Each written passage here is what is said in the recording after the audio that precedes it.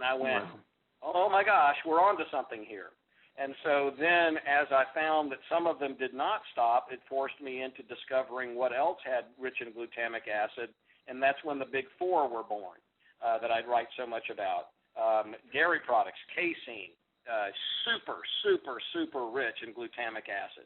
Soy has almost more glutamic acid than wheat and casein combined. It's the richest source of glutamic acid on the planet.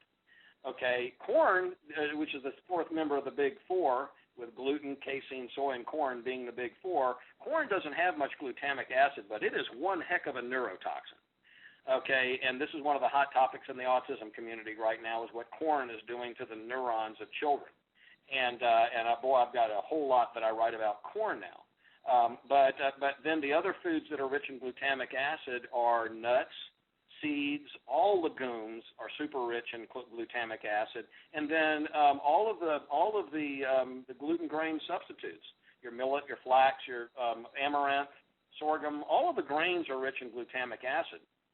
And so my first thing I do is I'm cutting out all of these things. I find these great websites that tell you, what it is. I've got one on my website. You just put in what you're looking for, glutamic acid, and it gives you the list of the foods that are rich in it.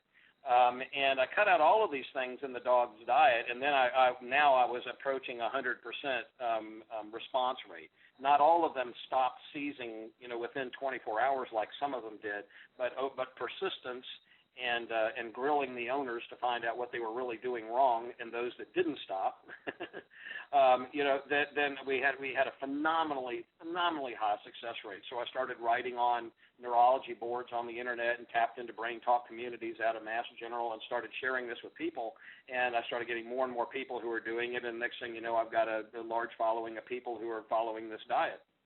And so and then you find that the same diet helps to treat fibromyalgia and back pain, rheumatoid arthritis, and just about everything else because of what the lectins, these glycoproteins from gluten, soy, corn, and dairy, do to the neurons in every tissue they come into contact with.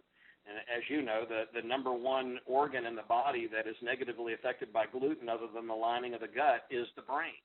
And gluten goes up there and starts attaching to neurons and glial cells, and all heck breaks loose.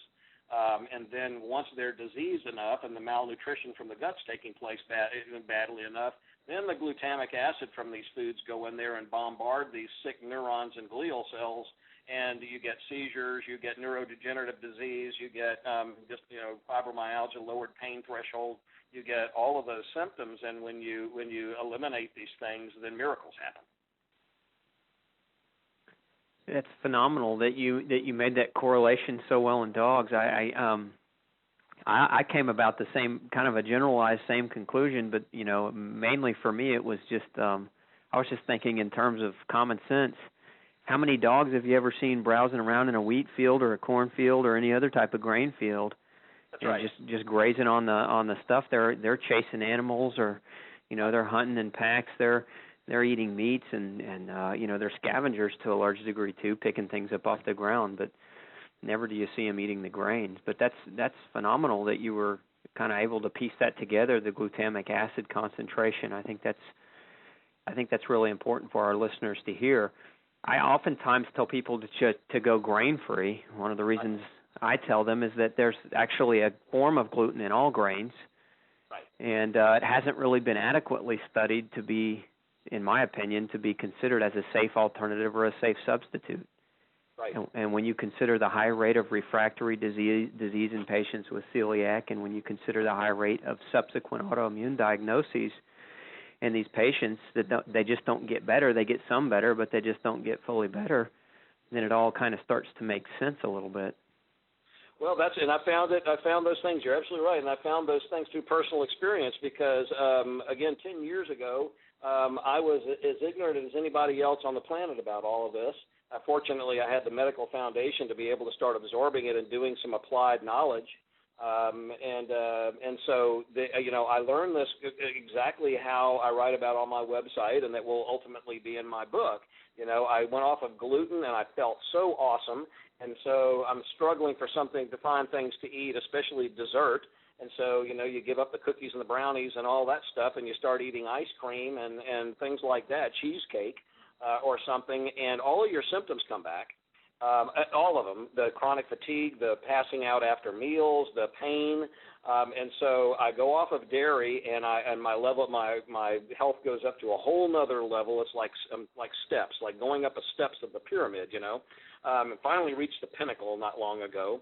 But when I went off of dairy, I was walking to the driving range with my golf bag on my shoulder, talking on my cell phone. I called my brother and I said, "Bob, I got some good news and bad news for you." And he said, "What's that?" I said, "The good news is, man, I tell you what, I cannot believe how good I feel." He said, "Great, John." And I said, "But the bad news is we got to go off of dairy too." And he went, "That is just so phenomenal that you would say that." And I said, "Why?" He said, "Because my shoulders have been really bothering me, and I went to get some blood drawn, follow up on some blood work, and the nurse grabbed my arm, and I asked her if she would take it out of my other arm because my right shoulder was hurting so badly. And she said, 'Oh, your shoulders hurt?' And he went, 'Yeah.' He said, 'Oh, my husband's shoulders used to hurt really badly, but he went off of all dairy, and his shoulder stopped hurting.'" And I went, "Well, can I get a witness?"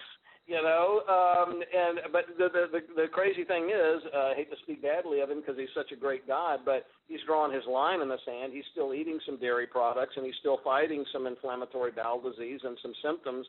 And he's a type A blood type, and your type A blood types have the highest incidence of dairy intolerance of any of us. And he seems to have just drawn his line in the sand. But I went off of dairy, and I went up to a whole nother level, and then I started doing what most people would do. What do you do next? You start drinking soy milk and start eating soy cheese, and you realize within 2 weeks your guts are in the biggest knot they've ever been in their entire life. Soy did more harm to my inflammatory bowel disease, to use a term, or irritable bowel, than anything I've ever eaten in my life, and it still does to this day. Even after 10 years of being off of it, it still just tears me up when I eat it. And so I went, well, what the heck is wrong with soy, with nature's perfect, the newest health food we've got going here?